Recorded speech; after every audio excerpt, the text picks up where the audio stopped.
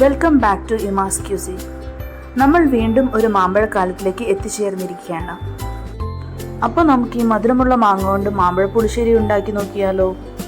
ഇതിനായി നമുക്ക് വേണ്ടത് നന്നായി പഴുത്ത മാങ്ങയാണ്. ഞാനിവിടെ 5 മാങ്ങയാണ് എടുത്തിട്ടുള്ളത്. ആദ്യം നമ്മൾ ചെയ്യുന്നത് മാങ്ങ വെള്ളത്തിലിട്ട് നന്നായി വേവിക്കുക എന്നുള്ളതാണ്. അതിലേക്ക് ആവശ്യമായ 1 ടേബിൾ സ്പൂൺ മുളക് പൊടി, 1 ടേബിൾ സ്പൂൺ ഉപ്പ്. മാമ്പഴ പുളിശ്ശേരിയിൽ മധുരം കുറച്ച് മുന്നിൽ നിൽക്കണം. അതുകൊണ്ട് ഞാനിവിടെ 1 ടേബിൾ സ്പൂൺ പഞ്ചസാര ചേർക്കുന്നുണ്ട്. പഞ്ചസാരയോ ശർക്കരയോ നമുക്ക് ചേർക്കാവുന്നതാണ്. കറിയിലേക്ക് ആവശ്യമായ പച്ചമുളക് ഞാനിവിടെ 5 എണ്ണമാണ് എടുത്തിരിക്കുന്നത്. നീളത്തിൽ അരിഞ്ഞ് ഇടുകയോ അതോ അരച്ച് ചേർക്കാവുന്നതാണ്. മാങ്ങ വേവുന്നതിന് ആവശ്യമായിട്ടുള്ള വെള്ളമാണ് നമ്മൾ ഇതിലേക്ക് ഒഴിക്കേണ്ടത്. മാങ്ങ മുങ്ങിക്കിടക്കുന്നത് അത്രയും വെള്ളം നമുക്കിതിലേക്ക് വേണം. ഇത് നന്നായി ഇളക്കി നമുക്ക് സ്റ്റൗ ഓണാക്കി തിളപ്പിക്കാൻ വെക്കാം.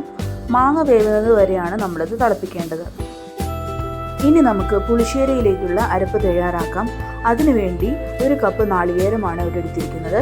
അതിലേക്ക് 1/2 ടീസ്പൂൺ മഞ്ഞൾപ്പൊടി, 1/2 ടീസ്പൂൺ നല്ല ജീരകം എന്നിവയാണ് ചേർത്തിരിക്കുന്നത്. ഈ മിശ്രിതം നന്നായി അരച്ചെടുക്കുക. മാങ്ങ വെന്തതിന് ശേഷം അതിലേക്ക് ചേർത്ത് നന്നായി ഇളക്കി ഒന്ന് തിളപ്പിക്കുക.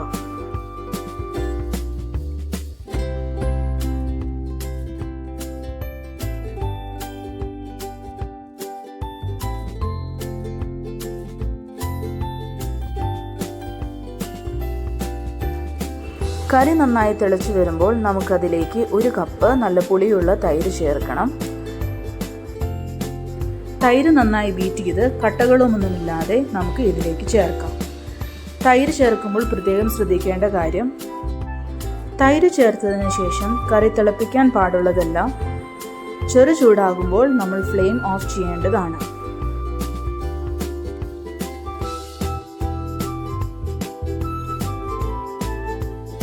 അവസാനമായി കറി കാച്ചുന്നതിനായി നമുക്ക് വെളിച്ചെണ്ണ ചൂടായി കഴിയുമ്പോൾ അതിലേക്ക് 1 ടീസ്പൂൺ കടുക്, 2-3 വറ്റൽമുളക്, വേപ്പില, പിന്നെ കുറച്ച് ഉലുവയും ചേർക്കണം.